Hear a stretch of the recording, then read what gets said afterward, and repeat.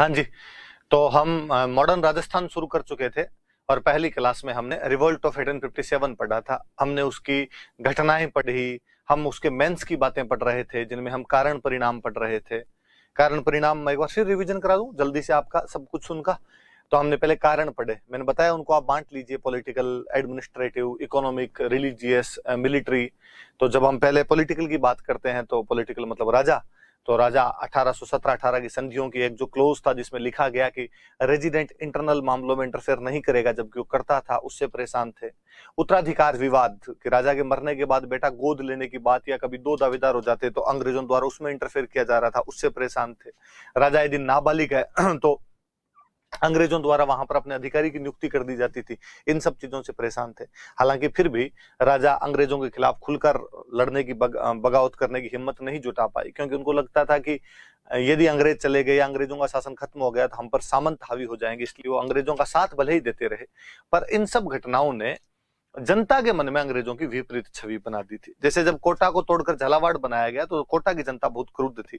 अलवर भरतपुर में जब उत्तराधिकार मामलों में हस्तक्षेप करने की कोशिश की गई तो उन जनता को लगा कि यार ये गलत किया जा रहा है। एडमिनिस्ट्रेशन किसी टाइम में सामंत संभाला करते थे, पर अब सामंतों की जो इनकम थी वो खत्म कर दी गई पूरी तरीके से। उनकी जमीन जो थी वो खालसा के अंदर डाल दी गई, व्यापारिक कर लिया करते थे वो हटा दिए गए, उनकी जो सेना थी वो तोड़ दी गई, इसलिए उनके सैनिक खूब सारे बेरोजगार हो गए थे, उनके विशेषाधिकार जो थे वो समाप्त कर दिए गए थे। इन सब चीजों से सामंत जो थे वो अंग्रेजों से परेशान थे और हम देखते हैं कि सामंतों ने बाकायदा खुलकर अपनी नाराजगी का इजहार किया था। इकोनॉमिक में हम देखते हैं कि राज्य की जो इनकम थी वो कम हो गई थी। कारण एक तो अंग्रेज टाइम टू टाइम खिराज लिया करते, उसमें किसी प्रकार का छूट नहीं दिया जाता था। सैनिक टुकड़ियां बनाकर राजाओं पर उसका बोझ डाल दिया गया था। नमक और अफीम के व्यापार पर अंग्रेजों ने मोनोपोली कर ली थी और हालांकि उसके बदले में पैसे दिए गए थे राजाओं को, पर वो उससे कम थे जो उन्हें व्यापार के अंदर मिला करते थे। इकोनॉमी में और जो व्यापार वाणिज्य था हमारा वो पूरी तरीके से खत्म कर दिया गया, क्योंकि ट्रेड रूट जो मध्य एशिया से गुजरात जाता था या जो सिंध से आगरा जाता था ये खत्म करके बॉम्बे पोर्ट बना दिया गया था। बॉम्बे पोर्ट बनने के बाद में अपने ट्रेड रूट खत्म हो गए थे, मालपुरा पाली जैसे प्रमुख व्यापारी केंद्र खत्म हो गए थे। हमारे व्यापारियों को ब्रिटिश इंडिया में ले जाकर बसा दिया गया और उनको कहा गया कि आपको हम उधार वसूलने की गारंटी देंगे, ट्रांसपोर्टेशन देंगे, हम आपको जमीन फ्री में देंगे, आप यहाँ पर आइए। हमारे जो उद्योग धंधे थे वो खत्म हो गए क्योंकि ब्रिटिश माल से बाजार पूरी तरीके से भर गए थे। तो दस्तकार आर्टिसियन जो थे खत्म हो गए। एग्रीकल्चर की जो लैंड थी उस पर बहुत ज्यादा दबाव पड़ने लग गया था अब यहाँ पर। फिर हम देख रहे थे कि सांस्कृतिक केंद्र ईसाई मिशनरियों ने 1813 के बाद में प्रचार प्रसार जोरों शोरों पर कर दिया था और वो अक्सर हिंदू और इस्लाम धर्म की मजाकें उड़ा दिया करते थे। सामाजिक सुधार भले ही अंग्रेजों ने भले के लिए किए हो, लेकिन हमारे उस तत्कालीन समाज के अंदर वो चीजें लोगों को पसंद नहीं है और उनको लगा कि हमारा धर्म भ्रष्ट किया जा रहा है, इस वजह से ये सब किया जाता है। सैनिक अंग्रेजों के नस्लीय भेदभाव से परेशान थे कि उनको प्रमोशन में, सैलरी के अंदर अंग्रेजों के बराबर महत्व नहीं मिलता था और अंततः चर्बी वाले कारतूसों ने वो जो ढेर इकट्ठा हो रखा था उसमें चिंगारी लगाने का काम कर दिया था। हम परिणाम पढ़ रहे थे, हमने देखा कि राजाओं ने चूंकि अंग्रेजों का साथ दिया इसलिए राजाओं को अंग्रेजों ने सम्मानित किया। जयपुर के राजा को सितारे हिंद की उपाधि दी, कोटपुतली परगना दिया, बीकानेर के राजा को 41 गांव दे दिए गए थे, झालावाड़ राज्य की खिराज माफ कर दी गई थी, सिरोही की खिराज को आधा कर दिया गया था, खूब सारे इनाम वगैरह बांटे गए। क्योंकि सामंतों ने साथ नहीं दिया इसलिए उनको शक्तिहीन करने का प्रयास किया। व्यापारी वर्ग ने साथ दिया था तो उनको खूब प्रोत्साहन दिया गया। संचार और आवागमन के साधनों का विकास किया गया। वोल्टर योजना लाकर राजा महाराजाओं के बच्चों को अलग से शिक्षा दी गई ताकि जनता से उनका जो कांटेक्ट है वो किसी भी प्रकार से खत्म किया जा सके। अंग्रेजी शिक्षा का प्रचार प्रसार बढ़ा, उसकी वजह से एक मध्यम वर्ग का विकास हुआ। आगे चलकर हमारा राष्ट्रीय आंदोलन उस मध्यम वर्ग ने चलाया था। अंग्रेजों का प्रभाव और ज्यादा बढ़ गया था। विक्टोरिया एम्प्रेस और दोस्ती लंदन जैसी चीजें सिक्कों पर लिखी जाने लगी थी। हालांकि 57 की क्रांति भले ही असफल रही हो, पर वो एक मोटिवेटर, एक इंस्पिरेशन का काम करती है और कुशाल सिंह चांपाओ जैसे लोग बाद में गीतों के अंदर गाए गए थे। उसके बाद हम पढ़ रहे थे कि असफलता के कारण क्या थे। असफलता के कारण हमने देखे कि एक तो जो भी विद्रोही थे उनमें आपस में कोई समन्वय दिखाई नहीं देता है हमें, कि कोटा और अहुआ वालों में समन्वय नहीं है, नसीराबाद नीमच वालों में समन्वय नहीं है।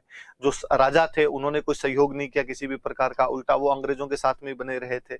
सामंत जो थे, सामंतों ने भी सबने सहयोग नहीं किया था, केवल कुछ एक ही सामंत इनके पक्ष के अंदर आ पाए थे। इन लोगों ने अजमेर पर अधिकार नहीं किया था। राजस्थान से बाहर वाले लोग थे, उन्होंने ज्यादा कोई इस तरफ ध्यान दिया नहीं और जब तक ध्यान ध्यान दिया तब तक अंग्रेज उत्तर भारत के बाकी इलाकों पर कब्जा कर चुके थे, इसलिए देर हो चुकी थी। हथियार इतने अच्छे नहीं थे, सेनापति उतने अच्छे नहीं थे जितने अंग्रेज अच्छे सेनापति हुआ करते थे। ऐसी कोई आपके दिमाग में उद्देश्य भी नहीं था कि उसके बाद क्या होगा, कोई विचारधारा नहीं थी, केवल एक उद्देश्य कि अंग्रेजों को यहाँ से बाहर निकालना है, इसलिए वो लोग लड़ रहे थे। इस वजह से क्रांति असफल हो गई। फिर हम पढ़ रहे थे कि स्वरूप क्या था, तो क्या यह एक सैनिक विद्रोह था, क्योंकि इसमें सैनिकों ने बड़ी संख्या में भाग लिया था। तो हम कहते हैं कि नहीं, यदि केवल सैनिक विद्रोह होता तो सारे सैनिक भाग लेते, जबकि ब्यावर खेरवाड़ा में तो विद्रोह हुआ ही नहीं था। यदि केवल सैनिक विद्रोह होता तो नॉन मिलिट्री एलिमेंट इसमें क्यों शामिल हो जाते, जयदयाल, कुशाल सिंह चंपावती, तो कोई सैनिक तो थे नहीं। तो क्या ये सामंतों का अपने राजाओं के खिलाफ विद्रोह था? हाँ, एक दृष्टि से देखते हैं तो लगता है कि सामंतों का राजाओं के खिलाफ विरोध रहा होगा, कि जोध सिंह, केसरी सिंह और कुशाल सिंह वाले मामले में देख के मेवाड़ मारवाड़ के राजाओं से नहीं बन रही थी, पर सारे सामंत भी तो इसके अंदर शामिल नहीं हुए थे। और सामंतों का भी जो दृष्टिकोण था वो पूरी तरीके से अंग्रेज विरोधी भी नहीं रहा था। तो हम कहते हैं कि भाई पूरी तरीके से तो सामंतों का विद्रोह भी नहीं था ही। तो क्या ये धार्मिक असंतोष था, जैसा कि जयदयाल और मेहराब खान अपने पर्चे के अंदर भी लिखवाते हैं, चर्बी वाले कारतूसों से बात थी, तो वह भी एक तथ्य है, पर पूर्णतया उस बात को भी नहीं माना जा सकता। तो क्या था ये? तो हम कहते हैं ये सब चीजें मिली हुई थी और वास्तव में ये भारत का प्रथम स्वतंत्रता संग्राम था, इसलिए इसे राजस्थान का भी प्रथम स्वतंत्रता संग्राम माना जाना चाहिए। नाथूराम खड़गांव जैसा आप कहते हैं कि विद्रोहियों में बहादुर शाह जफर के प्रति सहानुभूति थी, नाना साहब के प्रति उनमें एक आकर्षण दिखाई दे रहा था, सारे विद्रोही दिल्ली जा रहे थे, नॉन मिलिट्री एलिमेंट उसके अंदर शामिल हो रहे थे, बहादुर शाह जफर के नेतृत्व में लड़ने की बातें की जा रही थी। आपके सूर्यमल मिशन कहते हैं कि गोपनीय संगठन तक थे, सूर्यमल मिशन के जो लेटर्स वगैरह मिले उनसे ये जानकारियां भी मिलती है, तारीख तक बताई उन्होंने कि इस समय ये करने वाले हैं। तो निश्चित रूप से वो हमारे राजस्थान का प्रथम स्वतंत्रता संग्राम था। ये बात बढ़ी। आज